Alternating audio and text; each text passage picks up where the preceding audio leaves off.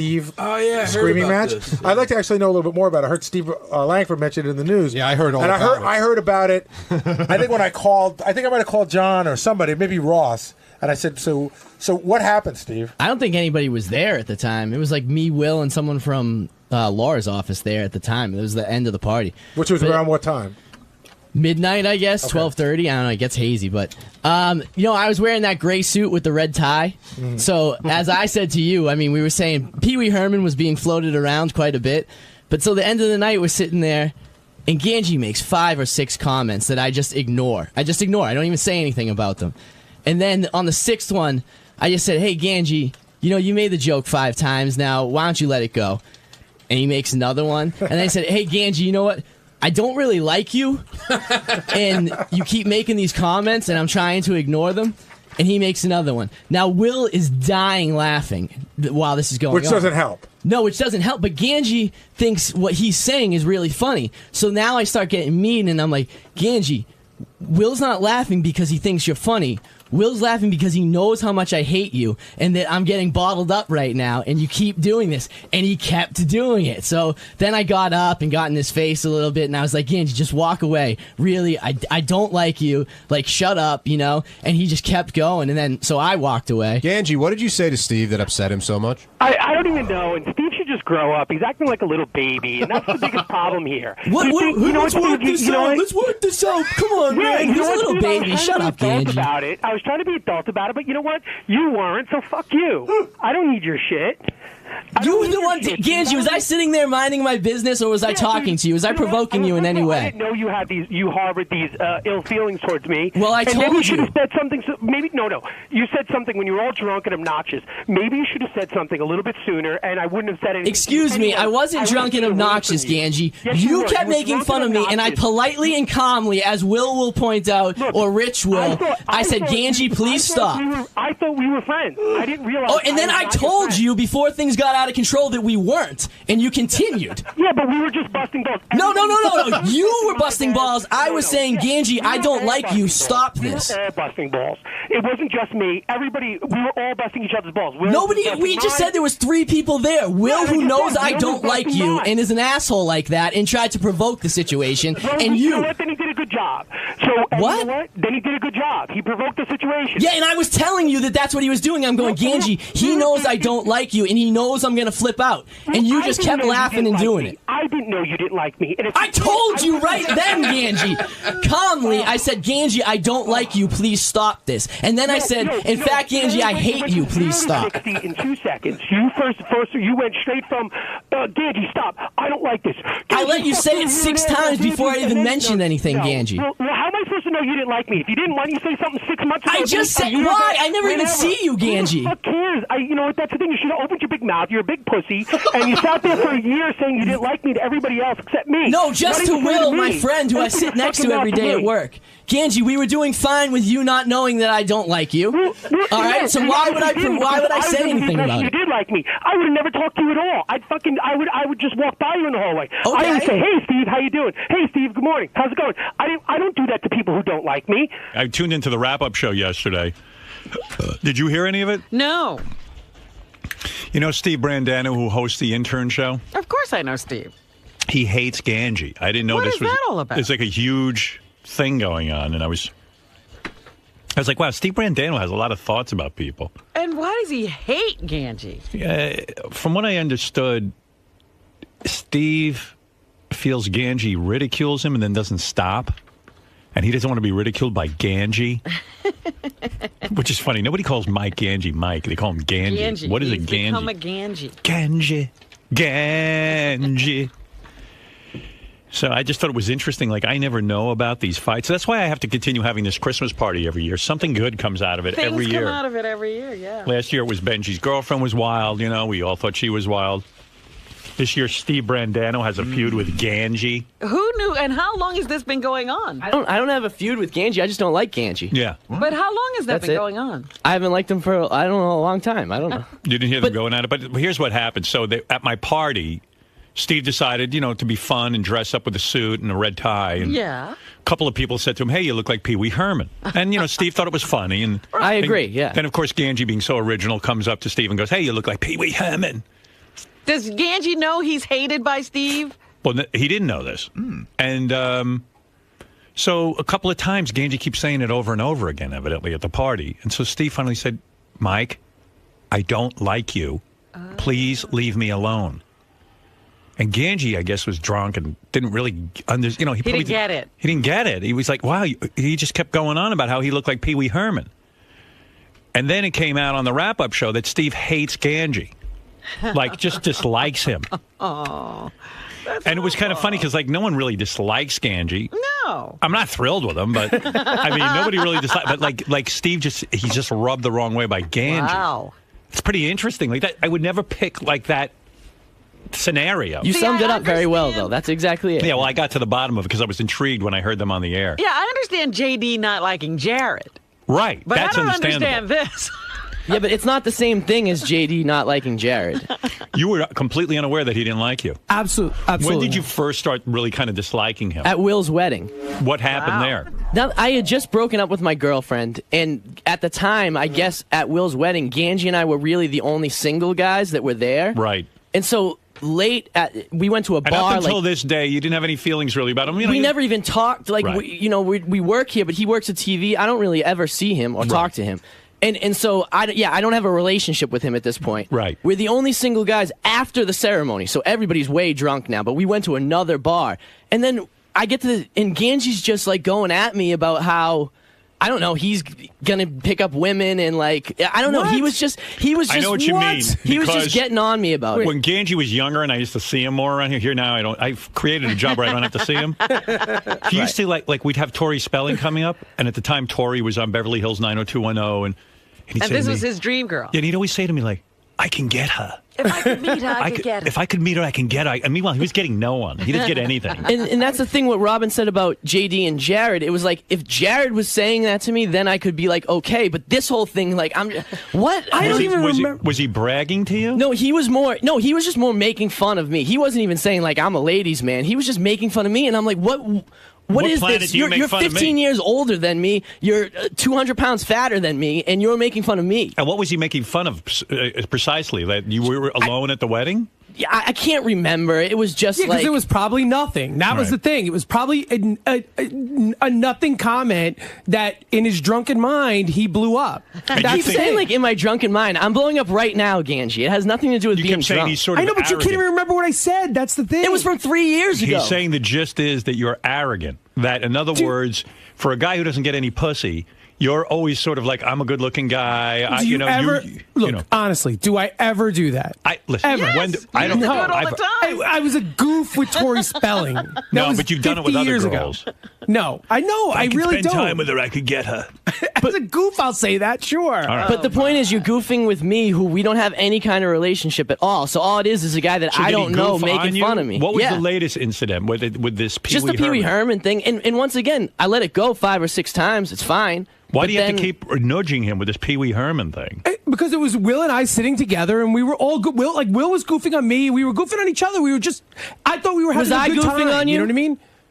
Was I goofing on you, Ganji? No, but I no. thought. No, I wasn't. I was leaving you alone. I was not opened paying myself attention up to you. to it. I don't mind people goofing on me. It's like a give and take when you're hanging out. That's what people do. But I goof on people I like. That's why I didn't say again, anything to I you. didn't know you didn't like me Until I Duh. told you. Right, exactly. If you'd And said you it kept before, going. then I wouldn't have goofed on you.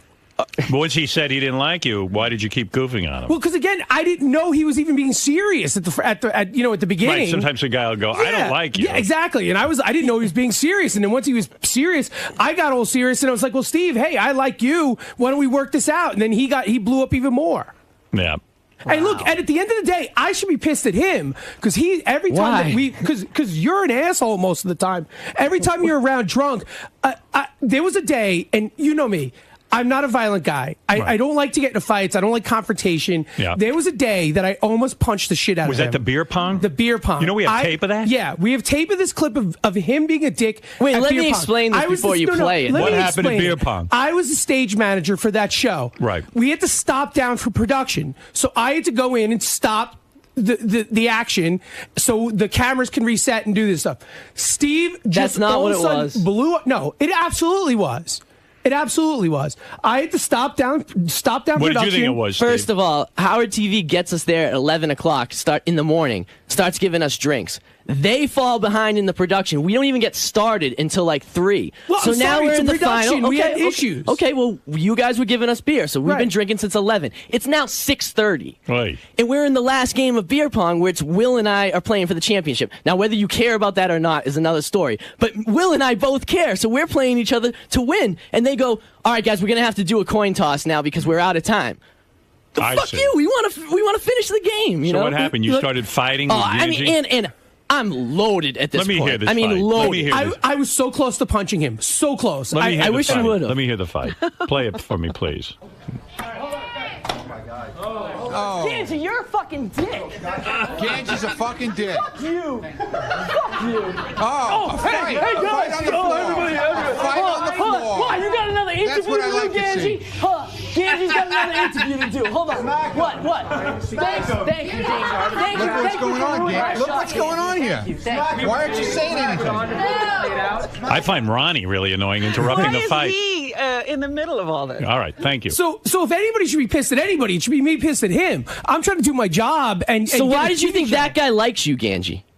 I chalked it up to, all right, he's drunk. So funny that these and- two don't like each other. So then you well, should. it's none of these I just two. chalked it up to you're Ganji drunk. was fine with Steve. Yeah, Yeah. I actually behaved there. I didn't even argue back with Yeah, you. you're sober. I've been drinking since 11 a.m. Is there anybody else you don't like, or is it just Ganji? No, but once again, like I tried to say yesterday, say there was somebody around here that I didn't really like. I wouldn't say anything about it because I don't want to bring that problem here. Right. Ganji and I could coexist fine until he's hammering me over and over, and I ask him Herman. politely to stop. I got news It for you. wasn't politely to stop. I wouldn't It want to was. hear Ask over and Will. over again that I'm Pee Wee Herman. Maybe once I'll take it, but not fucking five I admitted times. that I looked like Pee Wee Herman. Right. You But know? all right already. Yeah, Move on. Exactly. He's got a point. He's got a point.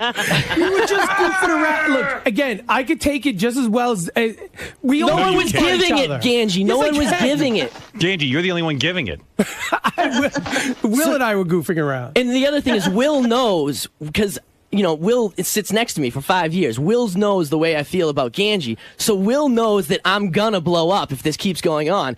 And Will admit he's a dick, you know. So he's encouraged, yeah. you know, by laughing. Ganji just thinks he's being funny. Like, he thinks Will's laughing because Ganji's Pee Wee Herman jokes are hysterical. I like that you guys don't like each other. So even I'm worse, he's enjoying talking this. behind my back to Will. I'm and not everybody talking else. behind, not to everybody else. No one knew. No one knew that I didn't like you besides Will, who's my really good friend here. So it's not like I'm going around, not like John Hine or Gary knows. I'm not talking about you behind your back. This is so childish.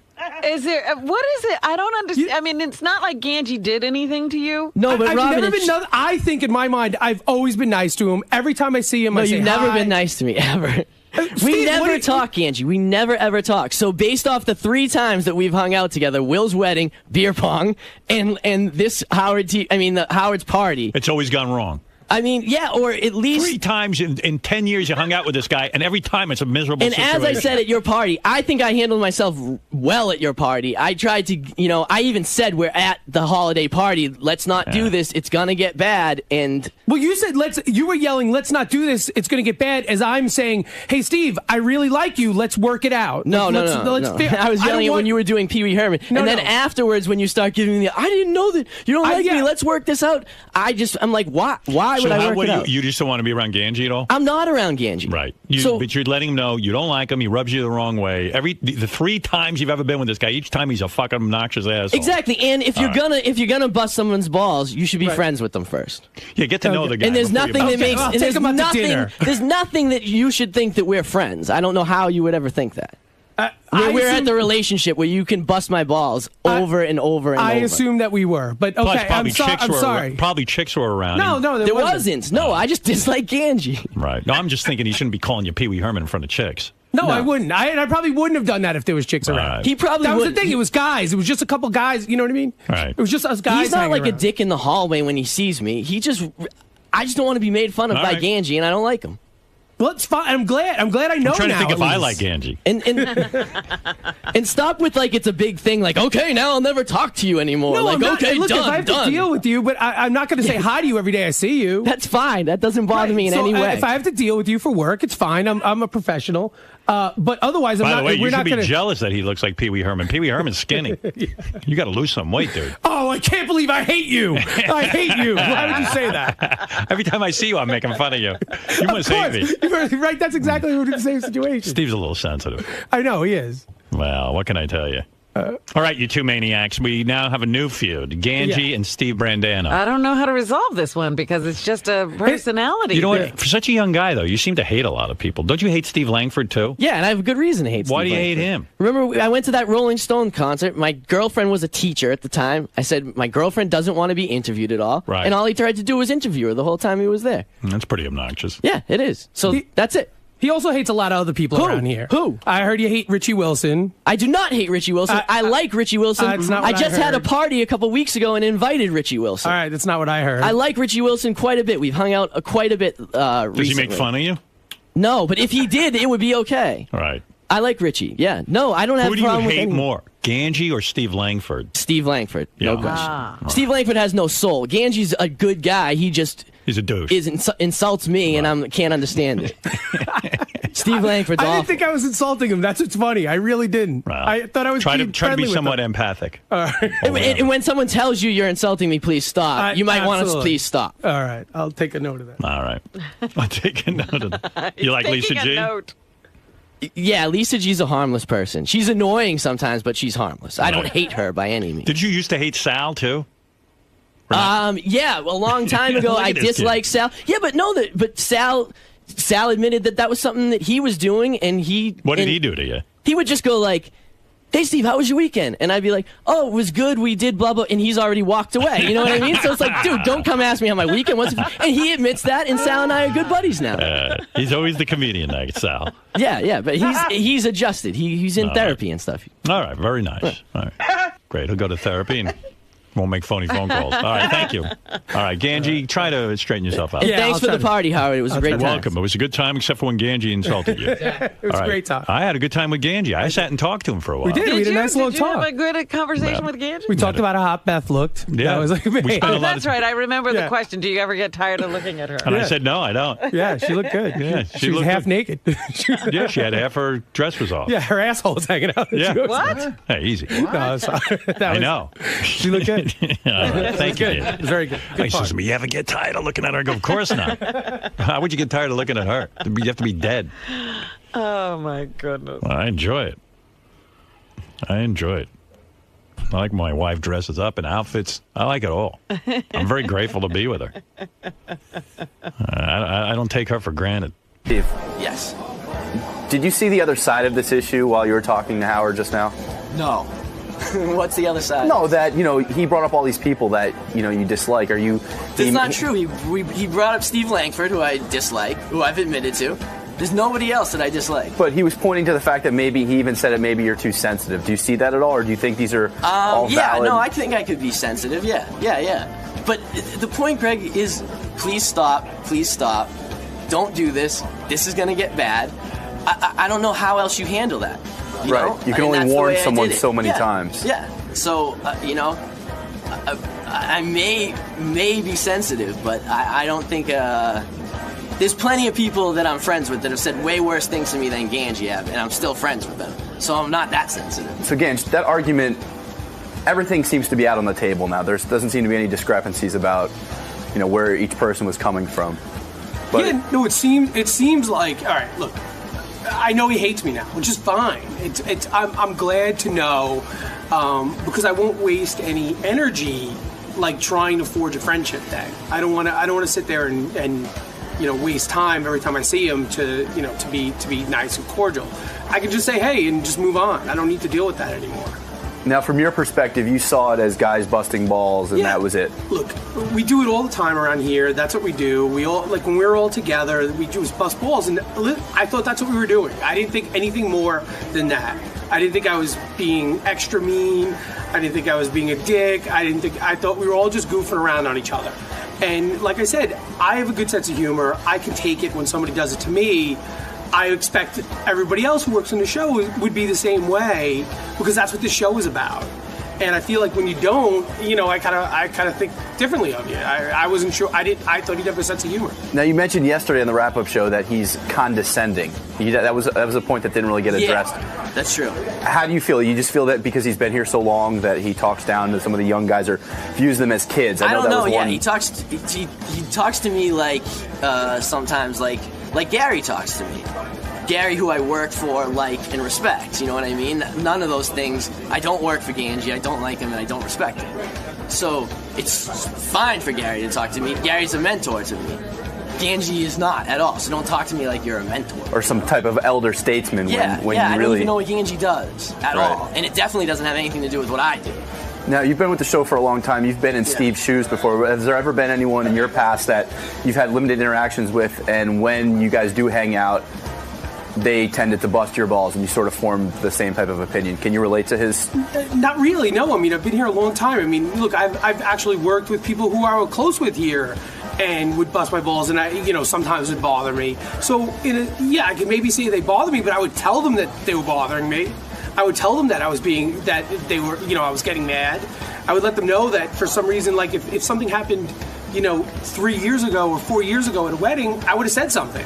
I would have addressed it then, not wait 4 years down the line to blow up, Were there any feelings like this towards him just from being a fan of the show? No. Because you said you've had limited interactions with him. Three main time. There were three main events that really pissed you off. So there were already great interview skills, Greg. By the way, they should use you more.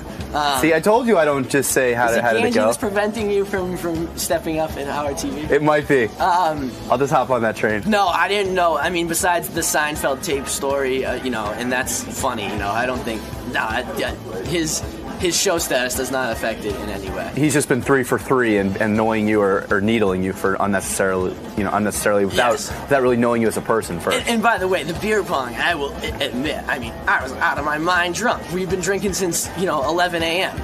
Everybody there was in front of the cameras. So yeah, a lot of that had to do with alcohol. This time at Howard's party, not at all. Now, do you think you just touched on a nerve with Steve with women and things that, he feels like, you don't have the right to be talking. When maybe he feels like because we're the two single guys on the show that we should have some sort of bigger bond. I don't know. I don't know what it is. I mean, he brings that up a lot. So maybe he thinks we should have a bigger bond of some sort. I don't know. I don't know why it touched a nerve. I just think he's a sensitive dude, I guess, And everything would touch a nerve, no matter what it was. And I don't believe his whole thing, if we were better friends, it would have made a difference. I don't think so. You just think it's a personal... I think that's the way he is, and I think he's very sensitive. And I think no matter what it would have been, he would blow up because he's got anger issues. Now, going forward, it seems like there's going to be a little bit of awkwardness, but it seems like both of you have agreed to move forward and work with one another. It can be cordial. Yeah, I mean, the only times that I could think that it could be a problem at all is sometimes hanging out with, like, Ronnie. Ronnie hangs out with, like, Ganji and so I could see there'd be some times where I hang out with him that could be a problem. But other than that, we really never see each other. So, no, I don't think it would be too much of a problem. The annual beer pong tournament's coming up soon. I mean, this could be the perfect storm of Brandano Ganji Part 4. Let's see the beer pong thing come around, and it'll be different when Ganji's playing beer pong because he'll suck and then he'll have nothing he can say. And so, like you said, going forward, you can just be cordial, and that's about it. Absolutely. Look. We both work in a very tight quarters here. I'm always going to be cordial and professional, but I'm not going to waste any time, ever talking to him or having a personal conversation with him. It's just not important to me now. Do you foresee in a situation with drinking in the future in a social gathering, Ganji Brandano Part 4, or is this no, because I wouldn't even include him in in a conversation like that. So it just wouldn't. It'll probably never be set up like that again. So no. Just stop it, Gan. Just stop it. I'm sorry. Hear it. No. Sorry, man. I told you to stop. Stop. Stop talking to the camera. Why can't you do that? Once again, I think that's my main thing. I think that's the thing that makes me so mad. Is unattractive large guy is making fun of me, and I just and then, like, it would be the same thing if you just beat somebody at beer pong and then they're making fun of you. That's my whole thing. That's what I can't get around it. You know, it's like Ganji Philadelphia fans. You know, it's like win something first, then talk. Philly just won the World Series, so I'm not going to put down the great state of Philadelphia, city of brotherly love. I will always put that city down. But I get it. It's like if you're no Brad Pitt yourself, what are you doing criticizing Mike? You know, that's what I was trying to say. Like, if Jared was making fun of me, okay, he's got some piece of ass on his arm. I get it. Right. What the fuck? All right. By the way, that Jared, he just keeps getting more handsome. He does. Oh, wait, is this still recording? He does. All right. And we'll end it there. Okay, so the Cold War has begun. Yeah, exactly. It's not even a Cold War. I'm not going to be cold with him. I'm just going to be indifferent. How about that? The indifferent war. Yeah, the indifferent war. I'm just going to, I don't care enough anymore. And that's fine. There's enough people around here that I'm close with that I don't need to be close with anybody else. So, look, I originally wanted to solve this problem and make good because, I don't want to be mad at anybody. I kind of feel like this place is like, my home and my family. I don't want to be mad at anybody here. So, and he just didn't want to deal. So, the ball's in his court, I guess. If he wants to deal with it, then we'll deal with it. If not, it'll just go. We go again. 5 more years. Happy New Year, everyone. Happy New Year to you. That alarm went off, and I said I was out. I was done with this, and now I'm back. I was like, start the countdown all over again. Turn the clock back 5 years. How many more years to go? Whole 5. Well, whatever. Good morning, everybody, and welcome to the wonderful world of Sirius XM, where we say, how are you? So where do you want me to begin? You want me to begin with things that we missed while we were away for 2 weeks, like Rex Ryan and his wife, or do you want me to... What in the world is going on there? Because I was out of the country, and I was only seeing dribs and drabs because there was no television where I was. I think you're right. Is it dribs and drabs or drips and drabs? I don't know. I've always said drips and drabs, but I think you might be right. Dribs and drabs, you say? I said dribs and drabs, and that's all because I think it's dribble, not drips. But it could be dribs or drips. I've been saying it wrong then my whole life, which is a long life. Fred, what is it, dribs or drips? I'm not sure. I'm going to look it up. But what's a drab? I don't know. I don't know what a drab is. I think the key is first finding out what a drib is, and then you might know what a drab is. Because Robin heard dribs and drabs, and I heard drips and drabs. Maybe we heard different stories. Where'd you go? Thailand, right? Yeah. Well, how was that? Oh, really? I loved it. I can't believe it. Loved it. I was sure I'd never see you again. It was like detox paradise. I was in this place that everything was so healthy and everybody there was into their health. It was amazing. And people from all over the world, not just, from right around the corner. In Thailand. So I was with people from England. There were Dutch people. There were people in Thailand, Germans, Italians. People in Thailand are into fasting? They have a bunch of these kind of retreats over there, yeah. I'm shocked. Yeah. I figured they're all like, scraping around for dribs and drabs of food. I can't. They actually have, they have a lot of vegetation over there. Yeah. In fact, they have monkeys. Did you know that they get, the coconuts are up in the trees? Did you know they have monkeys go up and get the coconuts? They train them. The monkeys are born and go to school for 2 years. Wow. To learn how to do the whole coconut thing. Beautiful. I guess they give them a treat when they bring down a coconut. I don't know. Well, there's 2 years of training. I don't know. Wow. What a life. And that's a good life for a monkey. A great life for a monkey. And I said, where do the monkeys live? Well, they live with whoever owns them. They get to live in the home with them. Takes 2 years? I could learn that in a year. Well, look at you. You're a very smart monkey. Yeah. Why monkeys? Why not give me that job? Well, are you going to scurry up a tree? These are very tall trees. Nah, I could do it. There are Americans out there who need work. Wow. I think of Thailand as A, depressing, B, disgusting, C, incredible. Well, you don't know anything about it, Well, though. of course I don't. Who said I did? I'm just telling you what I think about it. I think about, very tiny people running around, like living on top of living on top of one another in huts. Well, I wasn't in the big cities. I don't know how they live there, but this was a very, just an islandy place, and it looked like any other island that you go to. I'm sure if you went out to some road Right, give in me the your Caribbean. day. Give me your day. In other words, you Well, get to I was this. on this resort. I didn't see the rest of the country. Oh, because I picture it like, I don't know, like the worst, horrible. Well, when I was leaving the airport, the funniest thing was there was a 7-Eleven every 200 feet. And you didn't eat the whole time. You just juiced. No, I ate, I eat a raw diet because they just, they had juices and raw food and, the whole plate. I mean, everything they make is healthy at this place. And the place was packed because that's what They people only have want. 59 rooms, and so there were like 70 guests there.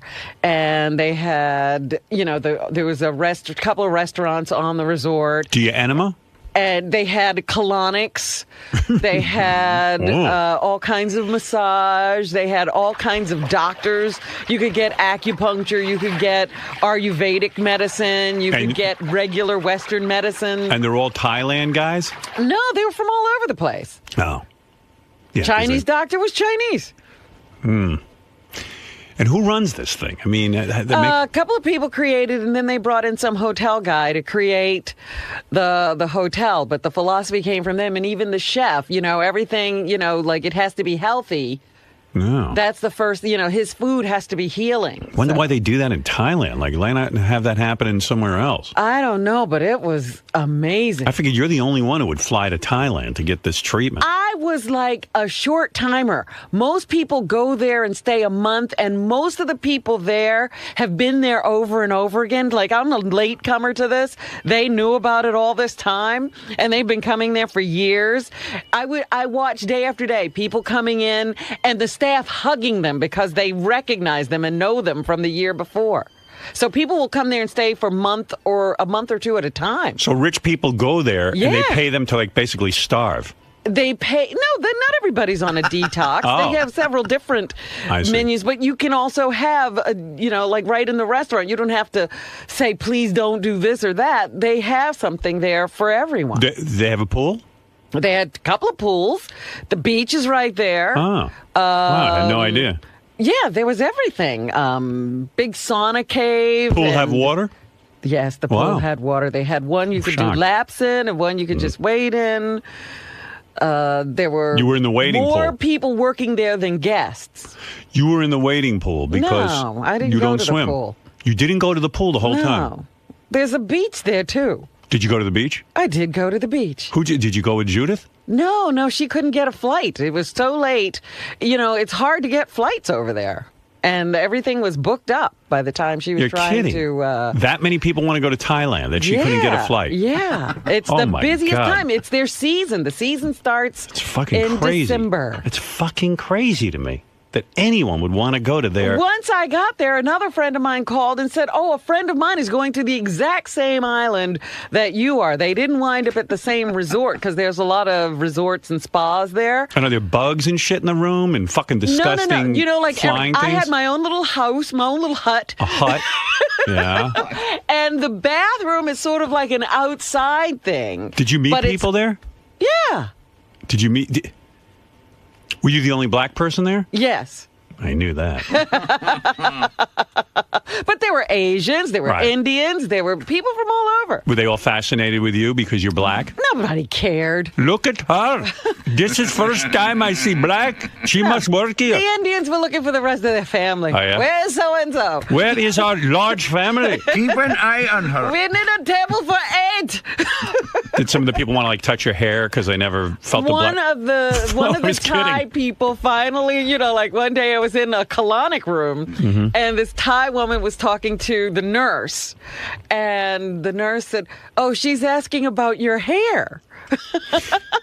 You have beautiful hair.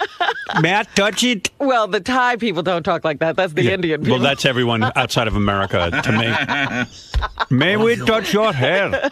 How do you do Is with that Thai? real? May I touch your pussy as well? You know what was really... Where'd you learn that word? Everybody bows to you in Thailand. Good. And they go, Sadika, Sadika.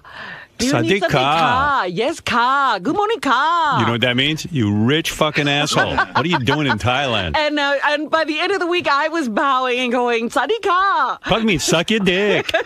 Who knows what you're saying? Kiss my ass. Yeah. Were the locals impressed with the size of your chest? Because over there, women don't have big breasts. No, they didn't really say much about that. And you I didn't don't want to see recall. them? No. When they gave you the colonic, I bet you the women were like, look. No. Look at this. But they were so sweet. Yeah. Such sweet people. Expensive, I bet. Oh. I mean, you got people over there just servicing you constantly. You could, like you could do nothing for yourself. Right. It was amazing. How do you know Sadika doesn't mean you have gigantic breasts? Because everybody was saying it. They were saying it to guys, too. Don't you think that people over there aren't that sweet, but that they're sweet because you're paying them? Well, the other thing that was interesting was like everybody was beautiful. I was like, wow, these Thai people are really beautiful. No, And they then hired on them. my way to the airport. You saw real Thai people. It's a real Thai. It's like, oh my God, they hired every beautiful person in the country. Wow. So you liked it. Oh, and how long God, were you yes. there in Thailand? From the probably about 10 days. Yeah. Wow. I couldn't last anywhere 10 days. Every time Beth and I went I away. thought you were away pretty a long time. Oh, we canceled quickly. What? Oh, I can't stand being away. I fucking hate other countries. I hate fucking going away. I fucking hate everything. Oh my God! No, the other day I had the worst goddamn time. You're kidding. Wasted time. I'm thinking, oh, he's going away. Well, he's gonna have a good time. No. Fuck everyone. What are you kidding? Beth says Not to me. possible, huh? Beth said to me like a year ago, I really think over Christmas we should go away. I'm like, it's always a disaster. Because, like, it's just never great. There's always shit going down. And I don't, you know what? Nothing's ever, I don't know. Sometimes it's cool. Sometimes. So we went to a new place called Parrot Key. I've heard of that. Yeah. So, first thing you get there, you got to take a boat to the place. Yeah. Get on this fucking boat. You hate boats. I fucking hate boats. The wind is blowing in my face. I'm miserable on the boat.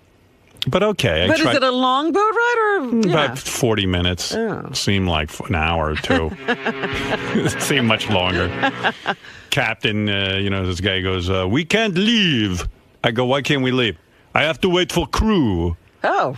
I go, the crew? How many people? It's just me and my wife on here. It's a 40-minute boat ride. What crew? You need a crew? He goes, we need crew. And I'm like, okay. And now I'm starting to feel like, Gilligan's Island. This guy's skipper, and we're waiting for Gilligan. I'm going to get lost at sea. So now the skipper's yelling and screaming for the crew. I'm figuring like 10 guys are going to get on. One fucking kid comes out. That's the crew? That's the crew. This is who we've been waiting for. He's yelling and screaming. Now I'm in the middle of a fight. They're yelling and screaming. So it was the skipper and Gilligan. Yeah, and then he starts driving this fucking boat. I go, I'm going down. Who is this guy? I don't know him. He probably doesn't know how to run this boat. And the crew apparently gets on, and I'm like, well, why did we need him? I even said to the guy, I'll be the crew. What does the crew do? The crew does nothing but sit there. The crew came on and gave us a lecture on safety. Oh, like the stewardess in a plane? Yeah, and he was this, young black kid. I was on one of these islands. Everybody's black except for the rich Americans. Of course. And the British people or whoever else, So, but they appeared to, at this place, seem to have a lot of, like, Thailand-type people. I don't know exactly where they were from, but they looked like sort of Chinese. Asian. Yeah, I guess. I don't know what the fuck they were. They were good-looking people, though. They got some good-looking Asians over there, too. So I don't know what culture there is. Right. But the guy was very nice. It's just they didn't have it together. Even when I left the island, I had to get on the boat. The crew was missing again. The crew was never there. The crew, and they yell at each other, these two guys, because it's one ride. Where the fuck does the crew go? So anyway, we go into the island, and every minute on this island, they're like, it's super exclusive, blah, blah, blah. Then every minute they go, there's Bruce Willis' house. Donna Karen, Keith Richards' house. They point to where the house is. Like so it's exclusive, but everybody knows. Everyone knows and who's there and where they live. And the big deal is that Keith Richards, Bruce Willis, and Donna Karen all have a house there. Like, you just want to strangle everyone after a while and say, fuck you. Don't you think? Does anyone not tell where they live? You know what? I can say the Thai people were very discreet. Well, who the hell lives in Thailand? No. Everybody comes there. And I remember talking to the Chinese doctor. He says, I was once invited to America by a guy who makes films, but he wouldn't tell me who it was. Oh. How disappointing. I was like, I wonder who he was talking to. So I think I don't even know. Every time they tell you that's Bruce Willis, it's a different house anyway. Right. So you don't even know if Bruce Willis has a house there. Yeah. And then there's a dumpster next to us. It goes, oh, that's where the crew lives. Oh, okay. So anyway, we get there, and the weather was kind of iffy because it's only 3 hours from New York. So yeah, I was wondering what kind of weather you were going to get.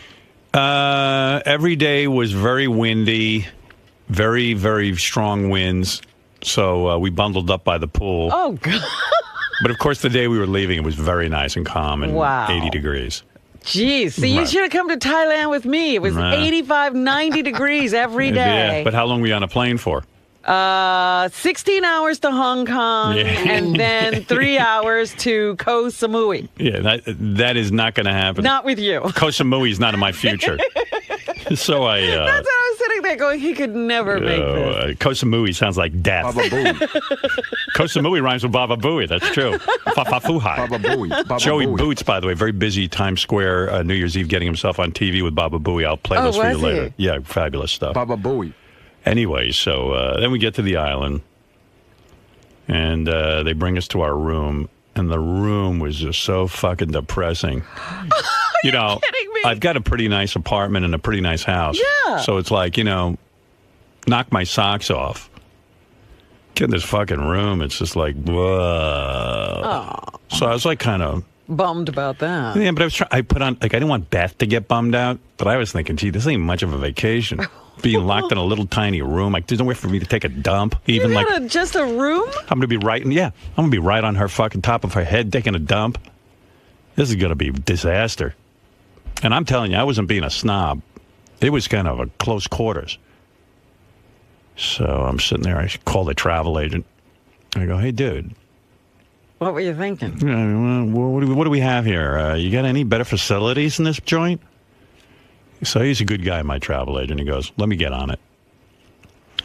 So 2 seconds later, a dude shows up. We'll pack you. Very lovely guy. Mm-hmm. Mostly he just says thank you and so sorry. Where were you? Well, he's I don't know where he's from. Nice cat. Uh-huh. You know, so thank you. Like if you go, we don't like our room. So sorry. And I go, but this room is better. Thank you. Oh, God. Weather not too good today, huh? Oh, so sorry. Apologizing for the weather, too? Yeah, right. Apologize for everything. Like, it's his fault. I go, no, it's not your fault. I'm just commenting that the weather isn't great today. I'm so sorry. I go, no, it's fine, really. We're having a great time. Oh, thank you. It was like I'm in the Twilight Zone. So, I call the travel agent. Next thing I know, suddenly some private house is available. I go, private house? Okay. They go, you're going to love it. I go, fucking great. Now you're talking. Maybe I'm getting Bruce Willis's house. I go, how much is this going to cost me to give me the price? Wasn't that bad. You know, okay, I'm up for it. Let's go. You know, when no one's telling me price. I go, what am I, Rockefeller? Fuck this. Tell me the price. Yeah, there's an object here. Yeah, right. Price is an object. Yeah, it is an object with me. Well, they pull up to this fucking beautiful house. I go, all this is for me? They go, yeah. I come in, I got my own private pool. I got private beach. Ooh. I got a romantic little hut outside of the house. I got 3 bedrooms. And I'm turning about, now we're talking, baby. We walk down to the beach. We're unpacking everything. It's fantastic. Yeah. I'm like, and then she slips into her bikini and her, you know, I'm like, this is going to be romantic. This is great. Yeah. What this happened? Is fucking great. So now I'm beside myself with my new digs. Yeah. I'm like, this is great. Now we got a vacation. And I was fucking exhausted because we had already moved the room and all this. And we had unpacked. And now This we're is the first day. Yeah, this is the first. All we're doing is unpacking and packing. And now we packed up again and went to the new place. And now we're unpacking. We finally unpack. This is the fucking... It's gone on for hours now. We finally unpack, get all our shit put away. Because even the guy who goes, thank you in Society, he goes, I unpack you. I'm like, no, that's cool. Yeah. No. He goes, I don't need you. I don't need you. Oh, Society. I go, no, it's fine. I said, you don't have to be sorry. It's we're oh, thank you. So he was very accommodating. So after we unpack and pack and fuck it, I mean, this is going on for hours. I got a splitting headache, Go out on the beach, we're hanging out. And now, Beth and I are like, we're so into it. And I go, baby, I'm really backed up. I'm pent up. And I was thinking about you. You know how you always have furniture's even sexy? And I said, I'm laying on this, like, chaise lounge, chaise lounge, whatever you call it. Whatever it's called. And, and Beth was experiencing her time of the month, and yet certainly amenable to servicing me. She's feeling romantic. Her man's got her in a big house. Right. And, we're enjoying ourselves. And so we lay down on the bed, and, we lay down on the chaise lounge, and I receive favors. And everything's feeling really good. I'm going, this is going to be a good fucking vacation. All right. Finally over my, fear of flying. I got on the fucking plane. I went. We got here. Let's enjoy it. Yeah, it's going to be great. Yeah. So what? We had pack, unpack, pack again. Let's put that out of our mind. And unpack. So after our lovemaking, we went over to the bed, the beautiful bed that, and we were laying there in the bed. And we decided to do our transcendental meditation and take a little nappy before the beautiful dinner. Yes. And I don't know, I'm starting to get itchy, I'm like scratching and scratching. And I said, oh, this is me paranoid because I'm in a warm environment. It's not my home. So Beth says to me about 10 minutes into my meditation sheet, which you never talk during, but this time she needed to. She said, do you feel itchy? I go, yeah, I do too. Don't tell me. So we look down on the bed, and we're covered in ants. They're crawling all over. Now, when I say ants, these are like ants you've never seen before. They're tiny little itty bitty ants. They almost look like they're like fish, but they're swimming over you in a sea of ants. Encapsulating you. You should have come to Thailand. Wait a second. Thailand? I'm never going anywhere again. So there were no ants. I go, what the fuck? In a bed? I said, is there food in the bed? Is there... Yeah, why are the ants in the bed? Well, now I'm fucking flipping out. So I get the Society guy up, and I go, hey, dude, there's ants all over us. What's going on in this house? And you're itching. He goes, Society. I go, this is crazy. I said, I've never seen... ants in a bed. He goes, must be because you bring food in there. I go, we don't have any food. But your wife drank coffee. They smelled the coffee and came out. Oh, get out. Well, he's trying to figure it out. I go, you got to fucking be... These are coffee ants. I go, you got to be kidding me. What are you talking about? I said, she didn't bring the coffee in the bed with her. She drank in the room for a second and put it back in the kitchen. Society. Okay. And he goes, don't worry. Take care of it. All right. So we go out to dinner. And I come back from dinner, and he says, be careful. The floor is very sticky because we had we washed down the floor with certain things.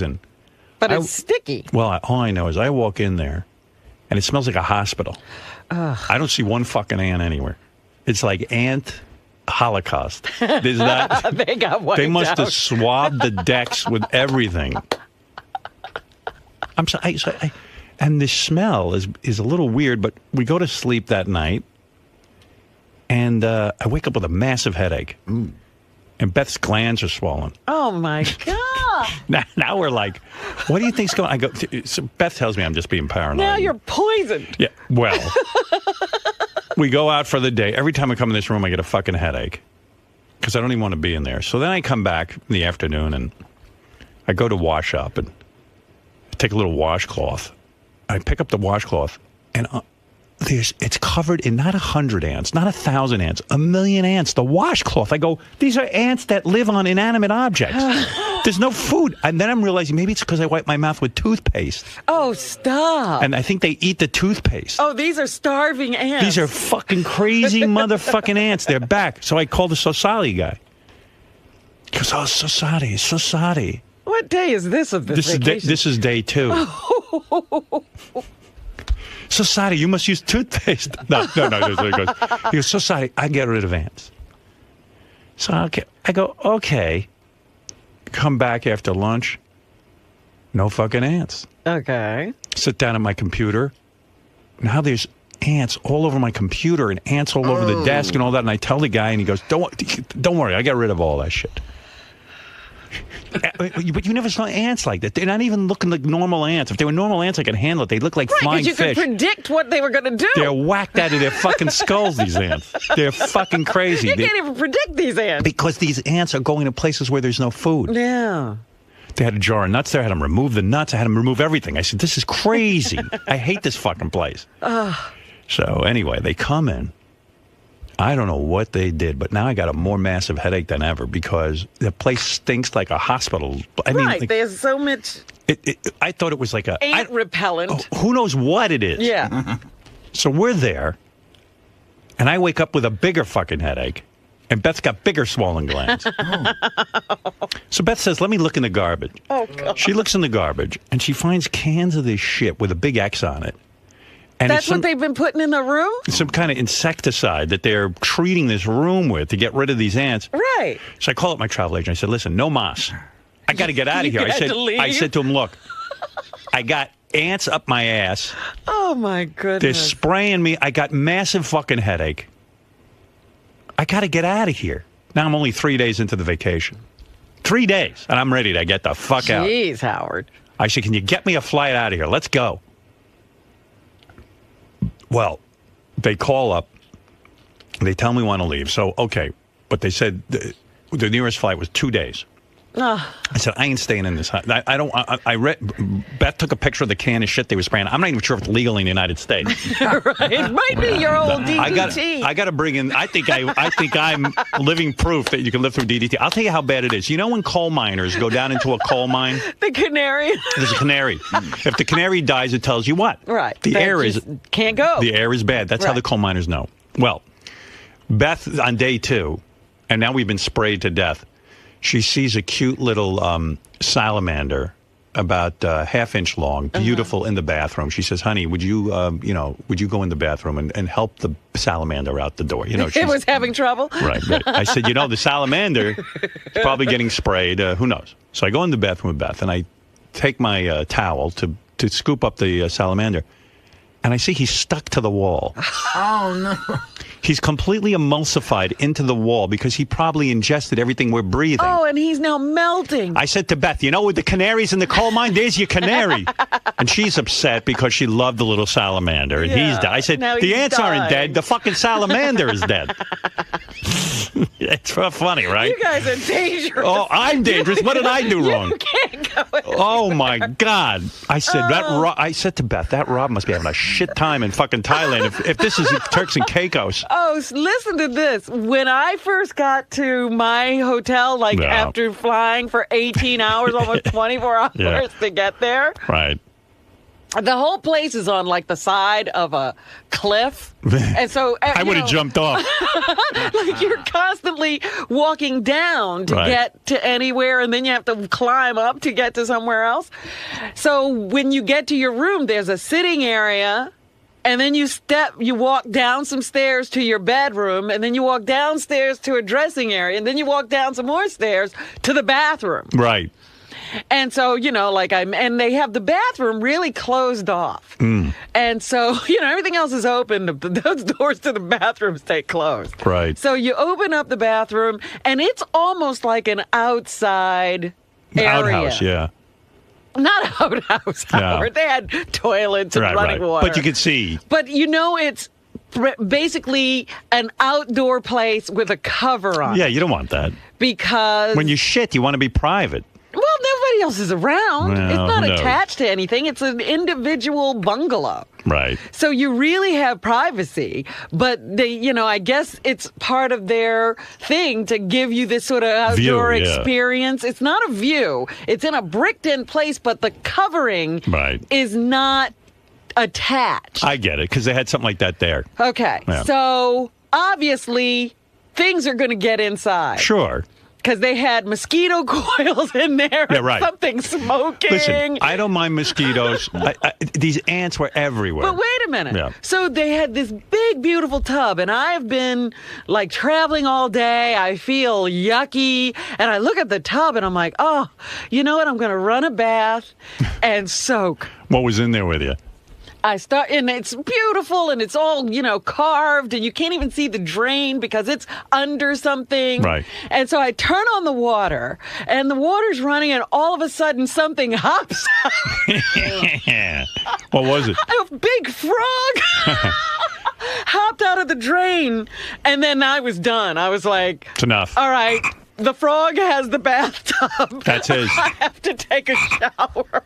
Well, yeah. Well, Beth didn't even tell me, but when she took her bath, because she likes to take a bath like you do, and all the ants floated to the top out of the bath. Oh no! Yeah, I'm telling you, I've never seen an infestation like this. So now I decide I'm going to go on a mission and find out from the other guests if they have ants. Right. So now you're doing an investigation. So I walked over to a British couple who were wheeling their kid around, and I said, "Excuse me, you're in one of these private homes. Do you have ants?" They go, no, mate, we don't have any ants. And the woman goes, oh, I'm so sorry. I go, where's everyone is so sorry? I go, yeah. I go, I don't know what's going on here. So anyway, the place was very upset that I was upset and that I was leaving early. All right. So they said, look, if you're leaving early, fine, but let us move you again. Well, I was up for it because I didn't want to breathe in this ants, stuff. Yeah. Never mind the ants. That stuff I'm breathing in, I'm waking up. I don't wake up with headaches. I don't get headaches. Right. All of a sudden, I'm the guy with the headaches. So they moved us again, and we had to unpack again. We get into the new place. That was nice. That was fine. No ants? Well, a normal amount of ants.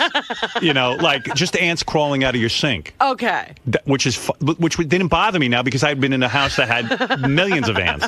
This only had a couple of hundred ants. So I liked that better. Wow. I was like happy and relieved. No ants in the bed, nothing. So I was really happy. And I felt bad because the people were trying to really accommodate me and stuff. But I can't tell you it was relaxing. Because then I go by the pool and the fucking wind is blowing me away. Yeah, so you had the wind conditions. If you lay really low to the ground, sometimes you don't feel the wind. But it's cold, right? Yeah, it was cold. But I mean, it was almost 80 degrees, but it's still cold because it's so windy. Right, because it's windy. So then I just said, this is not relaxing me. So, and then everywhere I went, I thought I had ants all over me. So when we went to dinner, I would figure, maybe there's ants on the couch. I better check, and everybody got a flashlight. And so I'm sure they were fed up with me because I was complaining. But I said, you can't rent this house to people. It's full. They should be condemned. I don't understand how that could be going on. Yeah.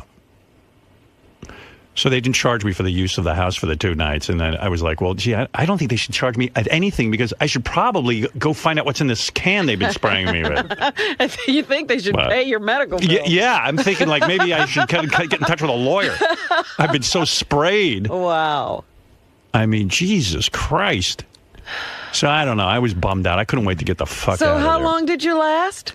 I think we were there almost 5 days.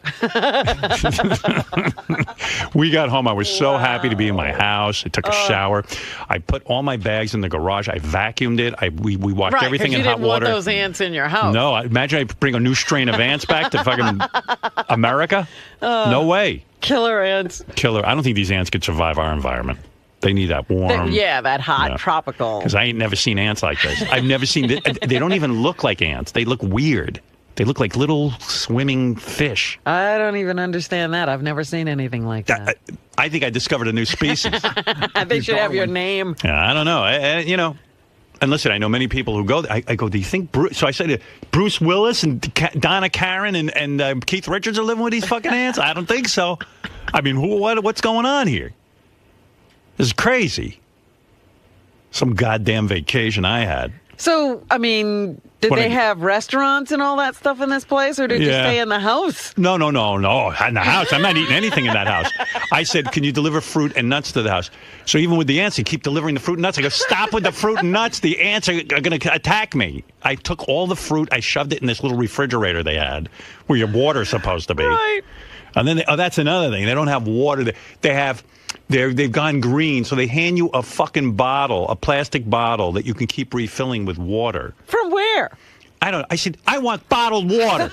They go, it is bottled water. You don't understand, we're gone green. I go, I'm green from the shit you're spraying me with. Just give me a fucking bottle of water.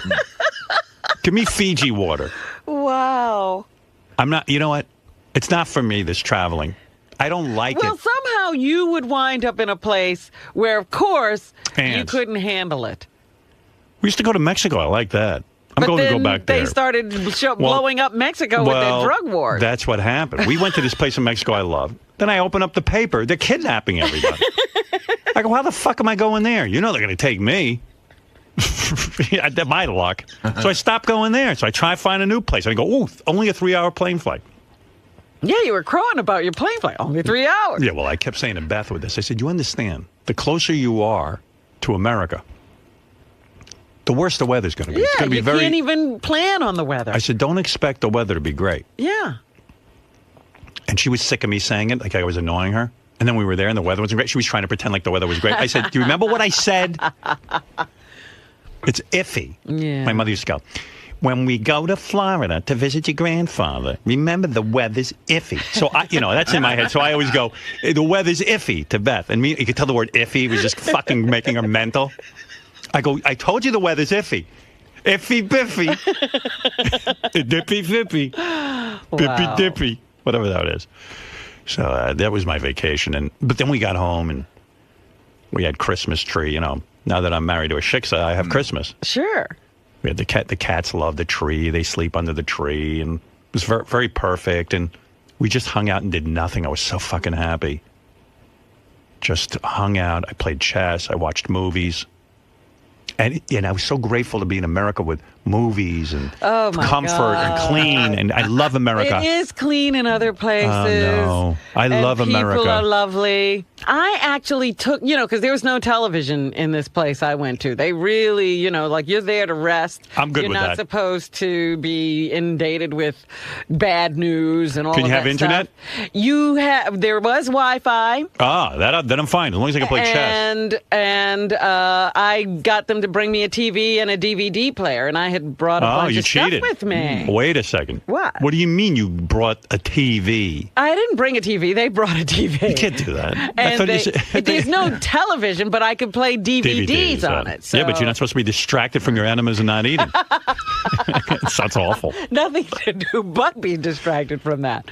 Any romance on the vacation? No, it was alone. Romance? No, I mean, any single guys there? I wouldn't know because I was there to just rest. I mean, you wind up in the steam room with somebody, but you don't know who they are. A guy? Sure, it was co-ed steam rooms. Oh. What are you wearing there? You have to wear something. Oh, sarongs, everybody's in a sarong. I love you in a sarong. You fill out a sarong beautifully. Did you lose a ton of weight? A few pounds. Kilos. Was it just kilos? Was it just duty or was it real weight? No, it was real weight. Oh, good for you. Duty. Well, what, do you I know. think I got tons of duty? Well, I know you get it extracted. No overly aggressive massages or anything? I had every kind of massage. I had oil massages from Guys? India. No, I only had... Women? I had one guy massage. He didn't put his finger in you or anything? No, none of the sorry. foot up the No foot up your ass? wazoo. Oh, I'm so sorry. And I had Thai massage, all kinds of massage. Did you come home for New Year's or were you there? I came home on the 31st and experienced New Year's twice. Oh, because you're crossing the international date line. It was You're 12 fabulous. hours I love that you did that. If I was talking to you on Thursday night, it would be Friday morning for me. And so for you, if I'm right, yes, it's 2012. Because you had it twice. That's right. I'm a whole year ahead. You're fabulous. Well, good for you, Robin. Triumphant again. You had a wonderful vacation, and I was miserable. It was really funny because the woman who did the colonic, she was really excited about everything she would see coming through the tube. You would have loved her. I would think about you every time she would say, "Oh, there's a big piece." She would say, Hey, a big piece. No kidding. Yeah. They were proud of you when you let out. Oh, she says, "Oh, everything is very easy for you." And I said, "Well, I detox all the time," because she was telling me, like some people cry on that colonic table. Oh, did you tell her you're like a champion at holding water? Oh, she knows. She goes, "Oh, Good we're fill. going to do a fill, and it's going to maximum 1 minute." So were they impressed over in Thailand with how much of a fill you could take? Absolutely. Everywhere you go. You are so easy. You make it easy for us. Oh, Jesus. Thank God you didn't die over there getting your fill. I heard it can make your colon explode. Oh, come on. I've seen there were tons of people there all in really horrible shape. No colons exploded. Would have been great. Like, I open up the paper, and it turns out there was a big flood in Thailand because Robin let out her fill. Oh, my goodness. That's some fill. No kidding. When I was on that island, then the guy goes, "You want to see a house that's for sale?" I go, I said, "Yeah, let me see that house." I go in there. I go, "Any ants?" He goes, "No ants in this house." I go, "Well, how much money is this house?" Ants are extra. This is so you can be neighbors with Keith Richards, Bruce Willis, and Donna Karan. You could buy in on an island. I go, "How much money for this here house?" "Oh, $9 million." I go, $9 million? Are you kidding me? Well, that's probably because it has no ants. Yeah, what was the house you were in? It was only 5. Yeah. Oh, that one, $2 million. You got to live with ants. Oh, man. What can I do for you? So, Robin, you tend to use your vacations as a time to explore new things, to take on new challenges, to put yourself in places that you're not typically comfortable. I was very comfortable in Thailand. Well, I mean, it's a very exotic vacation compared to what most other people did around here for the break. You mean like stay home? Yeah, visit your family. Yeah, New Jersey isn't as exotic as Thailand. You've been doing all of your life. Exactly. But you seem to enjoy yourself nonetheless. Yes, I do. However, when Howard goes away, he always tends to just want to be back home. Well, how is it when you start a vacation with "I really don't want to go"? Do you really think it's going to work out well? Right, so it's a question of attitude, regardless of the ants and everything he encountered. Well, I think that you sort of set yourself up to have a bad time when you say, "You know what, I really would rather stay home. I really don't like to travel. I really don't like to fly. I hate to be in strange surroundings. I hate to be involved with strange people. I don't know how it could ever work out well." So negative attitudes breed negative actions. Like the ants might have been brought on by his I don't know that he could create ants. Maybe that's what they were ultimately attracted to. Who knows? He might have seen 2 ants that turned into 10 million in his eyes. Again, I went to Thailand and there were a few pests. There were, geckos and frogs in my bathroom, but it was kind of funny and I enjoyed it. And I said, well, that's the way things are here. So you obviously enjoy stepping out of your comfort zone, whereas he just wants to be in there. I have no comfort zone. Why would I be uncomfortable anywhere unless it was uncomfortable? See, I don't know that Thailand is uncomfortable. You've got that wanderlust attitude. I like it. I like to see how other people live. I like to meet people from different cultures. It's fun. Now, do you think Beth will ever help him, see it your way? Because she seems much more adventurous. Oh, she has told me she would love to show him Europe. She would love to go on gallivanting vacations with him to different places, but she doesn't ever think it's going to happen. And do you think this Turks and Caicos experience has officially shut the door? This was another reason Howard will have for why do we have to leave? Now, where next for you? Next time you go on a break, where are the adventures of Robin Quivers taking you? I don't think that far in advance. You think I think that far in advance? I should know otherwise. With your adventurous attitude. Absolutely. I hardly made it to Thailand. I was booking this trip so late. Wow. I like it. Lou Henner, Mary Lou, of course, used to be the star of Taxi. That's right. She's written a whole bunch of health books. She used to fuck John Travolta. I remember that. I mean, bang. She talked properly about that. Well, she loves sex. She admits that. Loves sex, loves the smell of a man, loves the taste of a man. But more importantly than anything, which I'm shocked. Hi, Mary Lou. Hi. I'm more shocked than anything that all the times I had you on the show and spoke to you, you never mentioned this autobiographical superpower you have. Well, it's so weird because, I've always had it. I've talked about it a lot. I was on Bob Costas talking about it in the Today Show, in different shows. People would ask me about it. But, I never knew it was that unique. The whole 60 Minutes thing has surprised me probably most of all because I had no idea it's being considered a superpower. It's crazy. That means, according to the piece on 60 Minutes, which I saw, Mary Lou's brain is one of only 6 that they know about in the world. Her brain is actually, it's actually larger than most people. Have you ever been tested IQ-wise? I'm sure when I was little at school, but I never knew what it was or anything. Were you super intelligent in school? I was. I was. I was very smart in school. I was one of those good little Catholic school girls. I got 4 scholarships to go to the University of Chicago. I was, Wow. You see, it seems like... But that has nothing to do with it because a lot of the people, in fact, the first woman who came forward, she talks about the fact that she was not a good student. Some of the other people in the group felt like they were not good students at all. They've only found that 6 people in the world so far have this ability.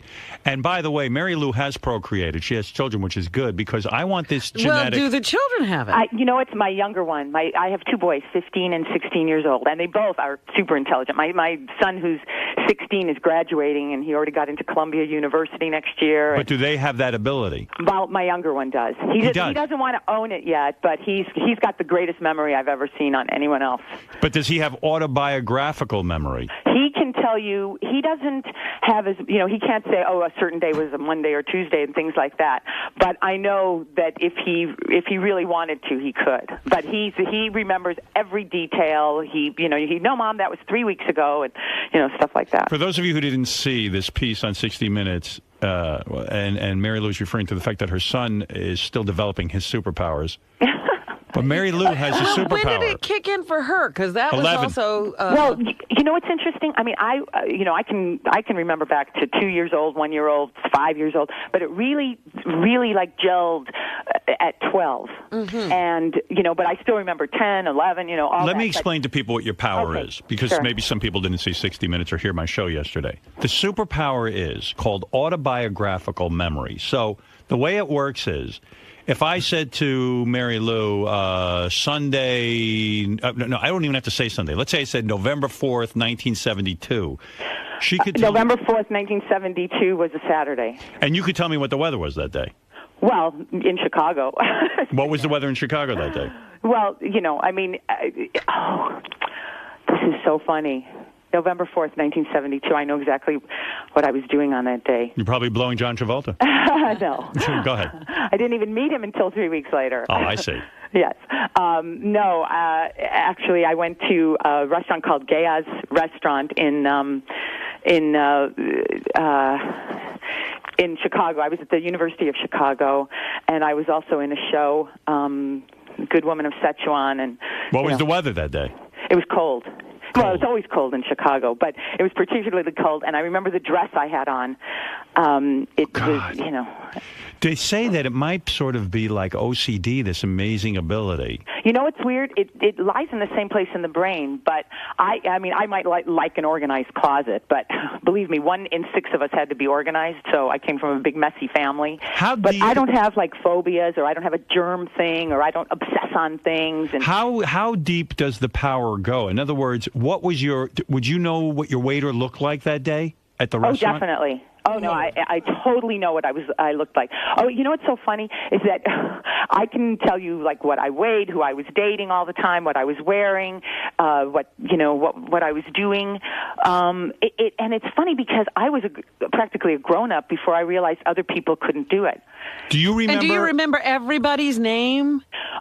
Names, it's like I remember. It's very experiential. You know what I'm saying? It's like right. I'm in my body when I think back to it. I see myself at a party that night. I see myself at this restaurant that night. And I feel like I'm walking through the crowd or I'm talking to somebody, and so. But when I mention a date and I say to you such and such a date, and then you go, "Oh, that was a Sunday." What do I see? No. When you say that was a Sunday, in other words, you don't even have to go through a process. You just know that was a Sunday, that date. Well, How does that work? I don't know. In the 60 Minutes when my son was asking me dates, because what's funny, I spent 4 days with 60 Minutes, so you can imagine what I went through. In fact, one of the days, I ended up answering. They gave me every memory test known to man. I mean, every test that has ever been conceived to test somebody's brain. So it wasn't just about autobiographical. It was everything else, visual, sequential, numerical, every single test that has ever been designed. Do you have to, let's say I said to you, give give me Bob Smith's phone number. Would you? Phone numbers have always been easy for me because I can always associate them with dates. So you don't need a Rolodex. In other words, if I say anybody's phone number, as long as you've processed that number in your head somewhere, it'll come up. Yes. Oh, my God. Do you remember what happened to us, me and you, in July of 98? In July of 98, I was doing, you mean at the Four Seasons? Wow. Unfucking believable. You do remember? Yeah. Do you remember the exact date? It was during the middle of the week. I went with, it was July 16th. That's right. Yeah. Holy shit. I ran into her. What happened that day in July? It's probably, okay, so July 16th, 1998 was a Thursday.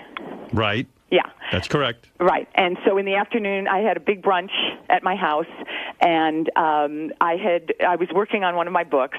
I was still. When you say you had a big brunch, what did you eat? I had like a big salad, cold noodles with sesame sauce.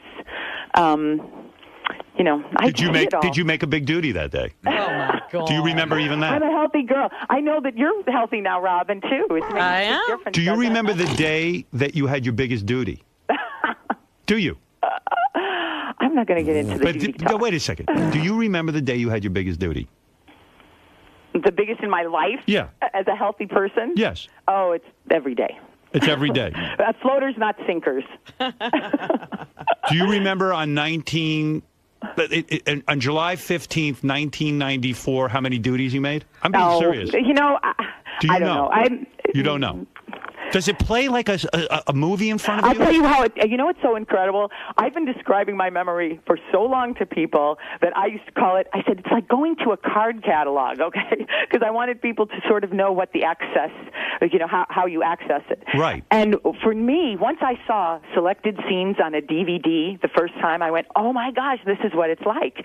And what happens to me is that the entire year, when you say a year, it sort of like runs itself through and left to right, almost like a timeline. And I see all the little selected scenes of the year, like in a calendar way, but more next to each other, not in a page flipping way. I see it as a blessing, but Robin was saying yesterday it could be a curse, and one of the people in 60 Minutes didn't want to come in, sees it as a curse because they can't even forget. I would think it would be a blessing in my life because, like, I do routines about my parents, let's say, that like this morning. I would be able to access all of the conversations and hear them again, right? Oh, absolutely. And, I lost my parents really young. I was 17 when my father died. And he died a horrible way, and so did my mother. And I saw both of them die. How did they die? And he died during an argument with my brother when we were having a Christmas party at our house. Was he killed? No, not at all. Did he have a heart attack? Oh. And you can play that over in your head. I can, over and over. And my mother died of arthritis. She was a dancing teacher and lost her Let me leg. ask you something. It's horrible. Wait a second. Go back to your father. The day your father died, he was in an argument with your brother. You can recall the entire event. Yes. Do you remember your father's last sentence? He had already kind of passed out when I came into because we were having this huge party in our backyard because we had a dancing school in our backyard in our garage. Right. And so I came in when he had already gone into it. So I know that my father's, I know my father's last words to me at the party. But that's something I think people would remember anyway. Yeah, they would remember that. Yeah, they would remember that anyway. So it's not so much things like that. But don't forget, as an actress, anything, it was never... When you only know something, it's not weird to you. It was never weird to me to have a great memory because I've always had it. Yeah, but and does it work like people could too? As an actress, when you were on Taxi, they hand you the script. Could you read it once and then completely have it memorized because you've read it once? No, it's not so much a photographic memory. That's what photographic memory is. Although I have a very strong photographic memory because that's an easy. I can sit there and have the experience of reading through it and then almost see the page in front of me. But it's not like I can read a script once and then know the words. What was maybe 3 times and I'll know the words. What day was it that you first saw your first pubic hair down there? Oh, stop. I'm serious. I know. You really have to veer this conversation. No, I want to know because I don't remember. No, I don't remember that. You don't remember that? Isn't that funny? Well, do you remember the day you got your period? Do you remember? It's one that sprouts out. Do you know what I'm saying? It's What not like was all the of a day? sudden you go like, ooh, that's it. Stuff like that. What was the first day you had an orgasm? Gosh, then the person will know who. No, I'm kidding. Go ahead. I'm not telling you that. Why not? Because you were never uptight about sex. What? When did you get uptight about sex? No, it's like maybe because I have teenage boys. How about So that? what? Who cares? I have a 15 and 16-year-old. No, I don't have to go into that. When did you have your first orgasm? But do you know the date? I do. All right, What now- about when you got your period? Was that a shocker? And where were you? And the whole thing. What was the date? Your period. Wait, better yet, what was the date? The first time you swallowed a man's... Oh, I know that for sure. Go ahead. What's the date? I'm not letting this veer off into that. Come on. You want to talk about some of the other stuff? All right, how's this? What? What was the weather like on the day you first swallowed a man's nice. jism? Beautiful. It was beautiful out. Beautiful. And was it daytime or night? was it night or day?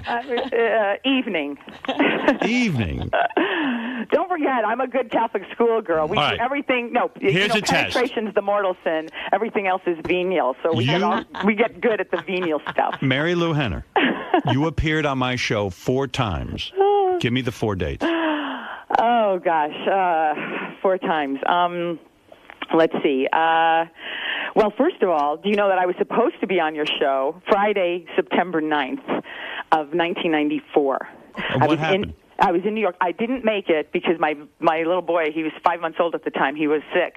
But it had nothing to do with the fact that the day before you were kind of nasty to my good friend Fran Drescher. I don't know if you remember that. I don't remember. I'm friends with Fran. Yeah, she's a doll. Yeah. She's a great girl.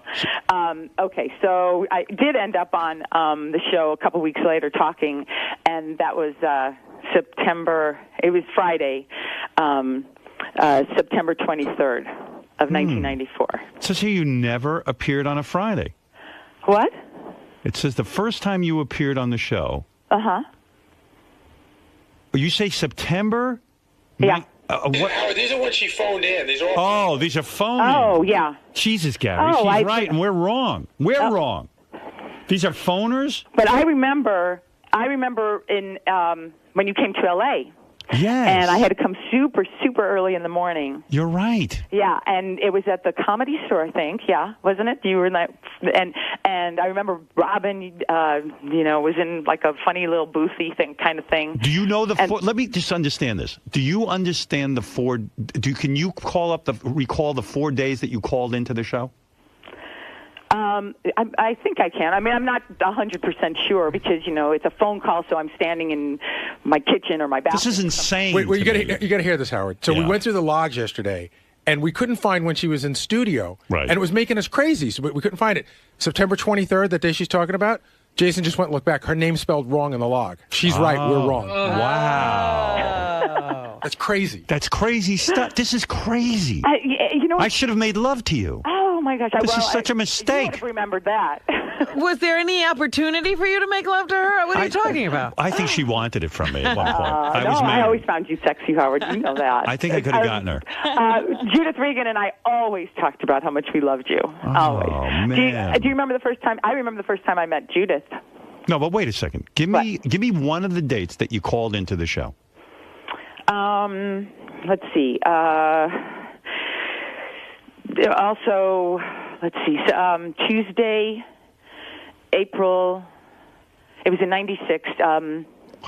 April 30th. You are completely correct. Oh, wow. This is insane. Do you realize the superpower this woman has, and that eventually what can you do with it? This is a well, I'm writing a book about it because I know I can help other people. Because I don't want to do this just like let's bring out the little wind-up toy. That's right. So not what I want to do. Uh-huh. I'm all about helping people, and I know that the scientists are going crazy over this because they feel like it's going to be great for Alzheimer's and other brain problems, et cetera, and just tapping into something that's never been tapped into before. And so in my book, which comes out in May, so I'll definitely come on again and talk about it. I'm talking about what it's like to not only be in this head, but also how to help other people learn how to access information, store it, and then retrieve it. Really? Because, you could teach somebody to do Oh, that. I teach classes at marylou.com, and I have memory classes. I have a focus group. I know. Yeah, but you've got that brain. We don't have that. Yeah, but it's also the brain is a muscle, and so the more you can't. I could have all the muscles in the world. I could never do what you do. I can't turn anybody into this. I know that. 'Cause you're amazing. But it's definitely something that that you can. I just spent a week with my sister, so I know some of the things that she'll refer to something, and I'll say no, it was this day, and then all of a sudden she doesn't have the power. She doesn't have the power. Everybody in my family is really smart, and they have great memories. I heard she can turn invisible. Is that true? You got the memory. She got invisibility. She got invisibility. Oh, that's a nice one to have. And her dad used to be able to run really fast. Oh, my gosh. that would be your favorite. And your mother died horribly, too? Oh, my mom was a dancing teacher. We had this dancing school in our backyard with 200 students between the ages of 2 and 80, including the nuns who came over for stretch classes, because we lived next door to a Catholic church. Yeah. And my mom also ran a beauty shop in our kitchen with 25 women from the neighborhood. No wonder she died young. She was exhausted. Yeah. And so anyway, so she was incredible, and she had this dancing school, and then after my father died, the stress just took over her body, and she ended up having horrible rheumatoid arthritis, and she died from the complications of it and ended up losing her leg, and it was terrible. It was awful. No, terrible ways. And my parents were fabulous people. They created this environment for our neighborhood that people still talk about today. It was just this little gem right in the middle of all of it. Hey, baby, let me ask you something personal. How are you holding up? Are you looking good? Oh yeah. Body still tight? I'm going to be on the Today Show tomorrow, and then next week I'm a judge on the Miss Universe pageant, and then I'm coming back to New York to do The View, and then is the body holding up or what? What? How's the body look? Good. I should come in and see you when I come back to New York. You're not kidding. With these new superpowers, I can't get enough of you. I'm totally turned on. It's so funny. And you're happy too. I'm happily married now too. 4 times, right? My life. Weren't you married like 4 times? No, 3. But 3. It's because I was waiting for this one. I've known Michael since the first year of college at the University of Chicago, but he was my college roommate's boyfriend. This dude she married. She took her from her college roommate. No. How about Mary Lou is like sexual dynamite. She's sexual dynamite, but I'll tell you She's sexual napalm. She's sexual napalm. Hey, she loves sex so much, Mary Lou Henner. I hope she doesn't mind me saying this. She even told me she loves the smell, the taste of a man, right? That's in my book. Yeah, I do. And she made love to almost everyone on the show Taxi. Except Danny DeVito. But she found him sexy. 5 years, and we worked with 77 guys all day. Come on. Well, listen 2 to out this. of 77. She banged Travolta. She banged Tony Danza. Who evidently is an animal. He would have sex anywhere and do animal. Why was he such an animal, Mary Lou? I don't even remember. It's that energy. It's that Tony energy. But, he banged you in weird places, right? Yeah. In the butt? No. No, not the butt. And also, she made love to. Now, okay, you get Travolta, you get Tony, but even Judd Hirsch, she fucked. I mean, banged. Excuse me. I adore Judd. They were, these were great guys. What was the weather like 70s. under Judd Hirsch's balls on January 12th, 1984? Oh, I wasn't with him then. Wow, the I don't memory know. on you. And you remember every sexual moment, right? I mean, it all plays out. It's all. Well, see, I really believe that because a person has been through their lives, it's in there somewhere. That's why people, when they get roughed or something, or some kind of change in their body or whatever, certain memories come back because it's all stored somewhere in our muscles and in our psyche and our hard drive. That's what a hypnotist will say. Yeah. If you really take a person back to the day, you can walk them through it. Just like they're there. The experts say that we only access not even like 10% of our brain power. Right. So I believe what Mary Lou is, she is one of those people that she is what we're going to look like. She got an extra couple of percent. She's going to look like what we do in the future. And that she is the beginning of a mutation in the human existence, that eventually we will have these superpowers. Oh, I'm excited about that. Compared to her, we're like Gary the retard. She's We're got Charlie when he goes back. right. We're retarded compared to her, but we have this. She is the future. Don't you see? Well, wait a minute. Let me just ask you something. We're Are you, frogs. excuse me, are you plagued by any of these memories? Are there things you would rather not have in your head? Really not. Because, and you know what? This is the First other time she part met of my book. Wait, what did you say? I said the first time you met me. Oh, well, you know what it is? It's like this. It's like if you process it in some way that it's just part of you. It doesn't become this like crazy emotional boogeyman. Like, oh, I don't want to look at that. I don't want to look at it. When you do that, then it really has power over you. Well, the reason I ask is because people who have something really traumatic happen to them, they already are stuck with that memory, and sometimes they can never break out of it. You know, like it marks them for the rest of their lives. Right. Like that could be dangerous in a memory like yours. Like mine. The most tragic things certainly have been what's happened to my parents and things like that. Right. But but because it's such a part of me, and there are like lessons to be learned from things, and I just never, I can't say that anything so horrible to me happens that I would want to block it out. So maybe other people feel differently. I don't know. I'm not in their heads. But for me, even the most horrible things that have happened to me, it's a part of my life and part of my story. Do you ever lose your keys? Is it possible for you to lose your keys? No. You know what? I could be like, where did I put them? And then I'll just retrace, and I'll be like, okay, that's where they're going to be. Wow. So ability. it's like that. I mean, this is just unbelievable to me. Thank you. Do you think your powers go so deep that, like, have you ever witnessed a crime, but they needed to know, like, a person who was standing in the background, and you could draw up the whole picture of what was going on? That's never happened to me, but yeah, I could probably do that. I was involved in a deposition, and because of the details of my observations, they threw the whole case out. They changed it because my deposition was so like crazy thorough. Who was the best lover, Judd Hirsch, Tony Danza, or all different Travolta? All different. Very different. And I have different relationships with those guys, of course. I mean, Johnny and I practically grew up together. Do you know how many times, you know every date of when you had sex with John Travolta? I know every date that I spent with anybody in my life. Wow. Let's put it that way. Do I sit and calculate them constantly? No. But could I, it's like, this is what's interesting about thinking about anything. What was the weather like the first time you made John Travolta, when you first made love to him? Oh, seriously. I know. It was actually it was in San Francisco, so it was kind of Of course. Yeah. So it was like it was San overcast. Francisco type weather. What? Was it overcast? It was overcast. Yeah. It was the evening. It was evening. Oh, okay.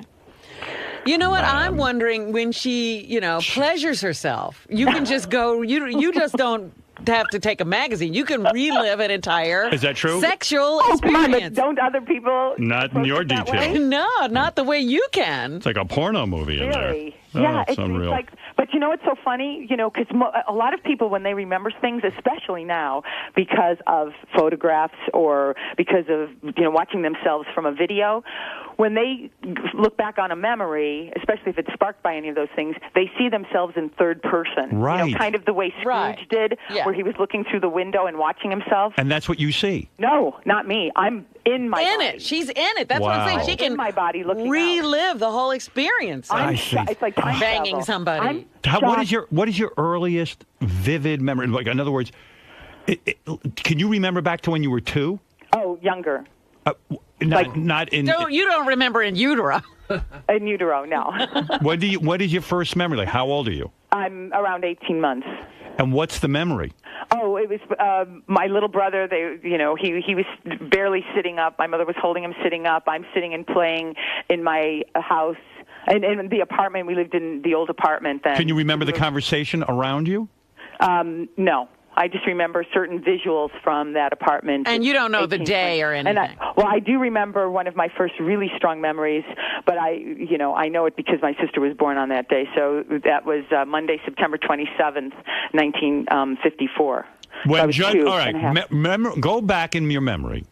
Judd Hirsch is going to put his penis inside you the first time. What type of condom does he put on? Or I'm does not he? Talking about that. Listen to me. I need to know this. You have no ability to resist my question. Oh So we'll find one I can't resist. Come on, You seriously. can ask me about my husband. Oh, I'll tell you why you're a good woman. I'll tell you. I heard a wonderful story about you. This new husband that you have. Mm-hmm. This guy had serious cancer. 2 of them.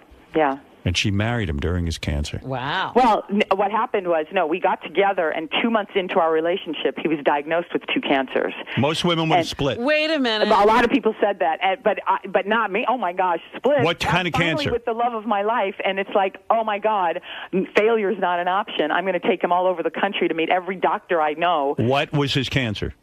He had bladder cancer and he had lung cancer. And lung cancer. Mm-hmm. Was but he he's super? totally in remission Was now. he super rich? No, not at all. He's I got mean, a great company. Do you know the company Brown Trout Calendars? No. If you have any kind of animal calendar, or Audrey Hepburn or Outhouses, or 2 of his calendars were featured on Ellen, the Goats and Trees and Outhouses. Isn't it funny that you're attracted to a guy who's in calendars? How crazy Like is you that? don't even need one. No, I know, nobody can believe it. They said, "Oh my gosh!" But I've been secretly in love with him, since I'm 18. Yes. And what was the weather like when you first made love to him? And what was the date? Well, that I can tell you. Good. That I can tell you. That was March 3rd, 2003. It was Monday. First time you did anal, what was it? I you got to adore come my see me. husband. He's the love of my life. My whole life lined up for us to be together. So it's great. Didn't you think it was interesting on 60 Minutes that when she asked the question about it was what was so interesting is that it's 3 men and 3 women. Right. The 3 men are left-handed. The 3 women are right-handed.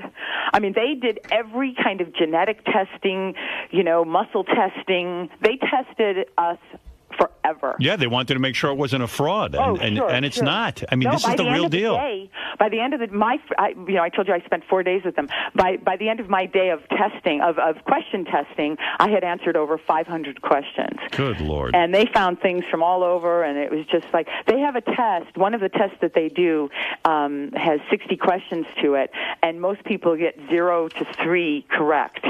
And I got 47. Wow. And the ones that I didn't know never crossed my radar, couldn't associate them with anything. And that was just like that was like a memory test. It is for amazing. dates and stuff. It's amazing. I'm amazed by it. You know what? I think a lot of people will come forward and they're going to find a lot more of us. I mean, a lot more. I'm sure. I'm sure it's not as phenomenon. I'm going to pick a random date. This will be the final question. Okay. All right. I'm going to pick a random date. And you tell me what happened on that day in history. Now, I don't know. I mean, I'm not like a history I don't mean buff. history, but tell me what happened to you that day. Maybe something phenomenal happened that day, or maybe it was just an ordinary day. Because it is autobiographical. It That's doesn't right. I necessarily have understand. to do anything with history. Because there are a lot of people who are on the autism spectrum who, and I'm not on the autism spectrum at all. But, not that there's anything wrong with that, but it's not connected to that at all. There are people who have Asperger's or autism, and they, you can name a date, Right. in his, like in the 1200s. What happened to you on the 15th of August, 1975? Oh, the 15th of August, 1975. I know exactly. It was a Friday. It was. Did somebody call in about this? No. I randomly. random? I just thought of the number. Oh, August 15th, 1975. It was a Friday. It was my 3rd date with somebody that I ended up being involved with for 3 years, and it was the first time that we Made love. made love. Yeah. Who was it? An old boyfriend of mine from the Grease days. Oh, Travolta. But not Travolta. No, I knew Johnny from 72. We met in 1972. And what's all this stuff? Well, he's not into chicks. He's into chicks, right? He's into me. I can't attest to anyone else. What do you think's going on there? Maybe he just likes it all. So. What do you think? What's your speculation on that? He was definitely into it. So let me guess who the guy was on this. Oh, you date. wouldn't know. Grease guy, No, Jeff he's a good friend Conaway? of mine. Jeff Conaway.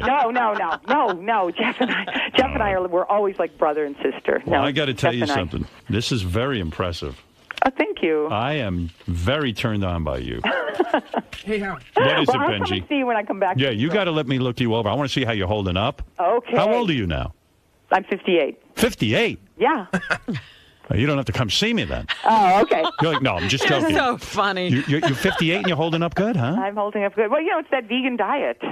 It's good. That plant-based food, I know you can remember anything, but don't remember 58. I try to forget that. You try to forget that one. What is it, See, that's the Benji? problem. You can't I'm forget. going to live a long, long time. Hey, Mary Lou. happy. Mary Lou, What? when you say like you can remember, like you can see what happened at 18 months, can you actually remember thoughts in your head? Yes. Like what were you thinking at 18 months? I was thinking that, I wanted to help her hold up my little brother. And I was thinking, like the day my sister was born, I can remember thinking I can't wait to play with her. And I can remember actually before, that was like a very vivid day, but I can remember even before that because I loved to sing. My whole life I have loved to sing. Do you have any belief or do you have any memories of a past life? There are things that happen to me, especially in France, where I go, oh, I've been here before. So little things like that. Or I'll go to a country or I'll go to a place and I'll say, I've been here before. Have you ever tried to look into that and test that at all? I haven't. I should do that. But So do you believe in God and do you believe in reincarnation? I definitely believe in I don't know if he doesn't have like a white robe and long hair, but I definitely believe in a higher power. Do you remember meeting God in a past life? Well, I was definitely the kid sitting in church who thought she could see the statues breathing. You know what I'm saying? I feel like. Well, I think you're just I've always sugar. felt very connected to in a spiritual way. So I am very curious about all of this.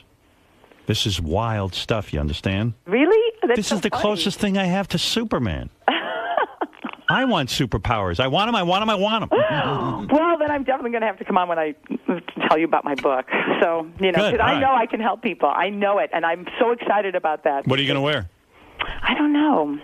I probably, something that shows off the fact that I eat well. Yeah, something tight. What is it, Gary? Could Mary Lou go to Vegas and play blackjack and count cards? Is that part of it? It's so funny. No, although I would remember a lot of. I'm not a card counter. I was just in Vegas last week with 28 family members, Christmas week, and I'm going back to Vegas next week for the Miss America pageant. And so, I don't want them to think. So, in other words, your point is, she could possibly remember every card that's been put out. You would think. I wasn't sure. Yeah. I want in the memory test that I did. Oh, I also want to say I have a Hallmark movie, Mulligan, which is really fun. So I want to talk about that too.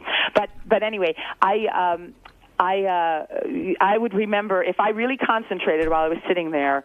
I understand like the order and the sequence and the chronology of things. Wow. So I could probably tell people like 4 hands ago you had this and I had this. Numbers and.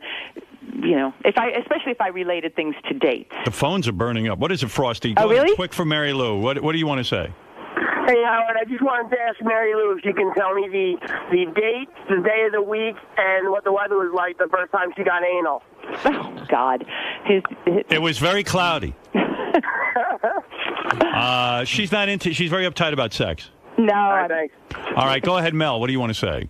Hey, now, Howard, can anybody say hoax? Fred, Hoax? Hoax. Can I hear a cuckoo bird, Fred?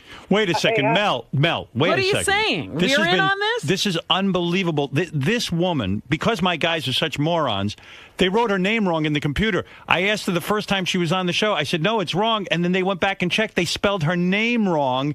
And she was right. And she knows. She could tell you the weather, and we can go back and check it. Well, There's no hoax here. It just sounds fishy, and It does sound fishy, but it's real. Yeah, that's so weird. Well, I mean, go to UC Irvine, University of California at Irvine, and talk to the people there. Watch the 60 Minutes report on it. It was a fascinating report. There's no and way they you could tested fake her it. and tested her and tested her. Yeah. Oh, but it was crazy how many things. I just said to the woman, when did you call into my show? She picked out the date and knew what day of the week it was. Well, that's fascinating, but will she ride the Sibian later today? Yes. When she comes in, she'll be riding the Sibian. Thank you. Oh, my God. Yeah, Mary Lou, you got to get on that thing.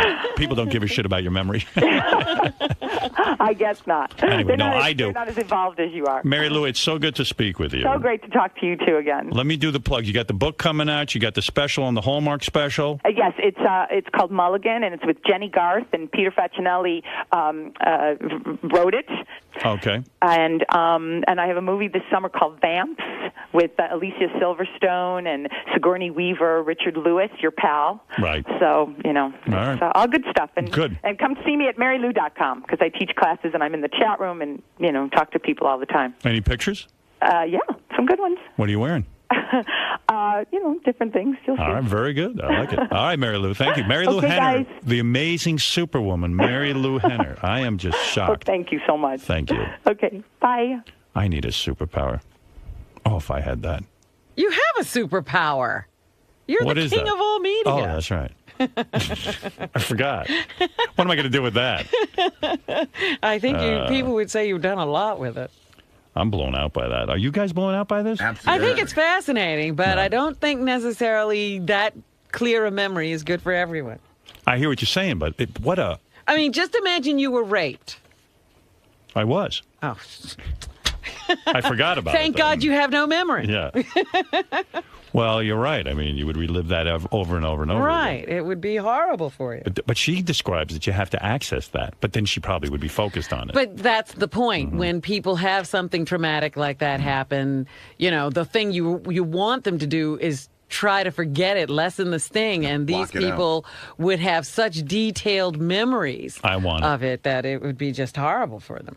I want it. It's like being in a movie theater. And Listen, you're in the movie. look at what your few memories have done to you. That's the thing. I really want to know what happened. Who knows if these are made up or... I know they're all made up. Oh. You exaggerate everything. How dare you? JD. Yes. If you possessed Mary Lou-like superpowers, how would you use that to your advantage? How would I use it to my advantage? Huh. I don't know. The only thing you can sort of use to your advantage is like knowing stuff for the future. You know, remembering stuff. God, there's a lot of things I wish I could forget. So I don't even know if I'd want this that ability. I mean, so the ability to remember every detail will be almost like your worst nightmare, not a superpower. Well, I don't want to say worst nightmare. I mean, there's some cases where I wish I would remember something that's, you know, where you can remember a zinger for against someone. I don't know. But I don't see like gaining an advantage, like, you know, getting laid more, unless the girls are, you know, or earning money. I don't know. So. Yeah, you're mockingly laughing at my exclamation. That it? That's it. Fly away, superhero. Jason, if you possessed Mary Lou-like superpowers, I kill myself. I'd be dead. Listen, all I do is remember the bad shit in my life anyway, and I fucking torture myself by thinking about it. And then if I had that, where I could like pull up conversations and hear them word for word in my head, I fucking go nuts. I do that already.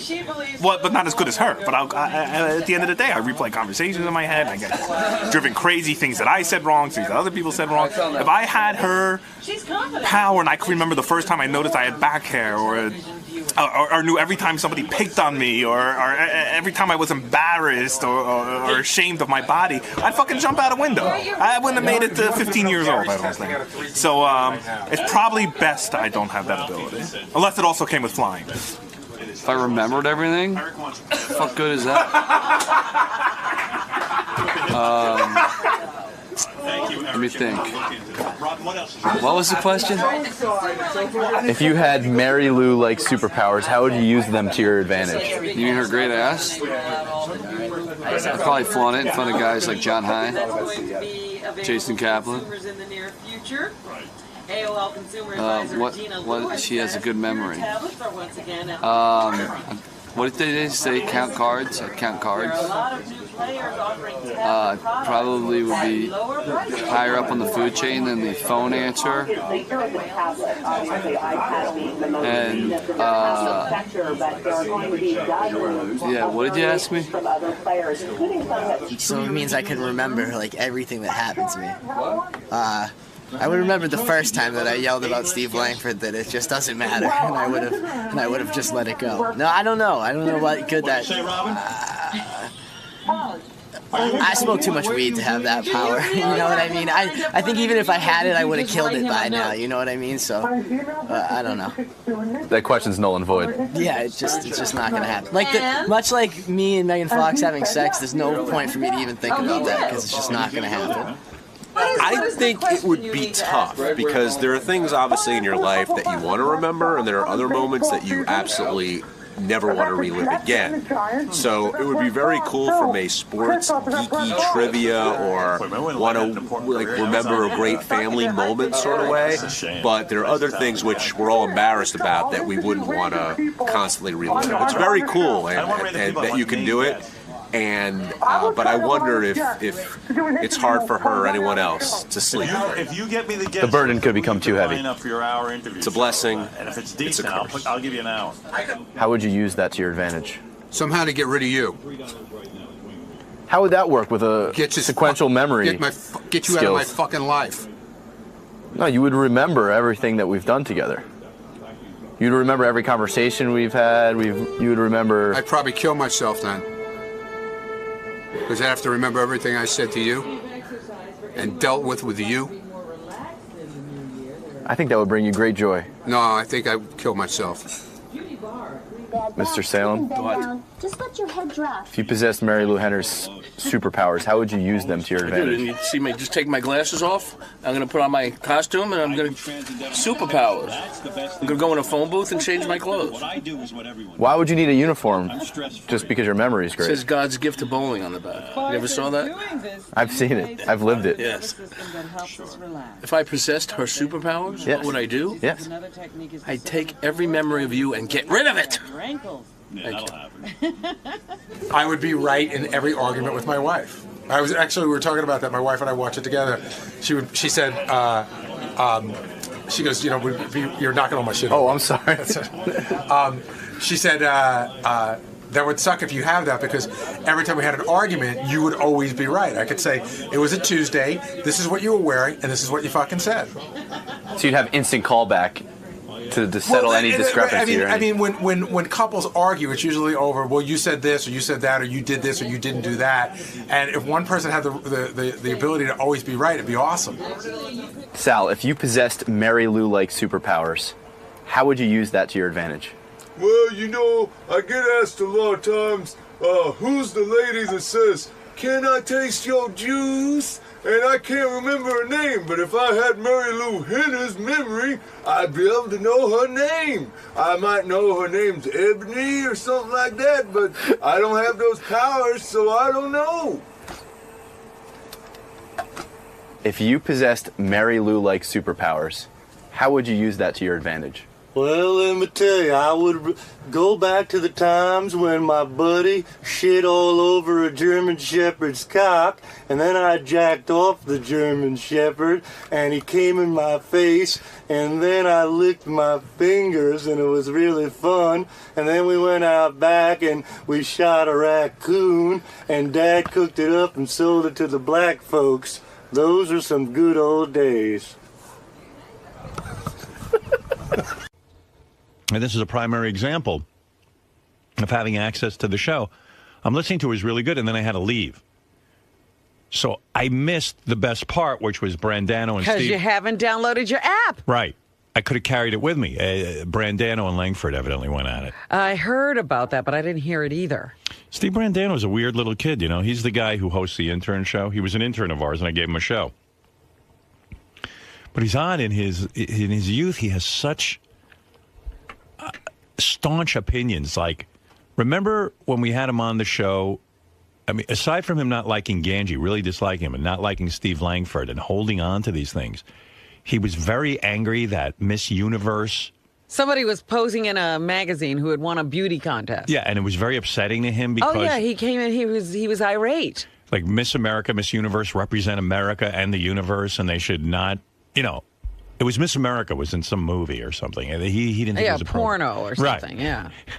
And he was really upset that Miss America wasn't Like representing our everybody else country. was just, oh, what are you doing? And he was like, how dare she?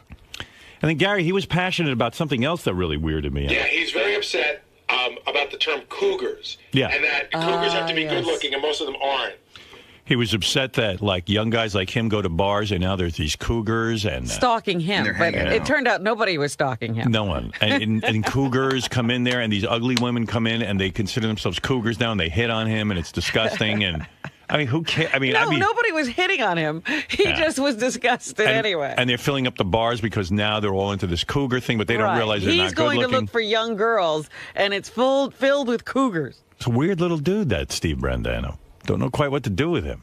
Well, I heard the strangest thing about that whole argument with Steve Langford, and I don't know if it's true. He said he didn't want Langford to interview his girlfriend, and he finally had to start doing drugs to stop him.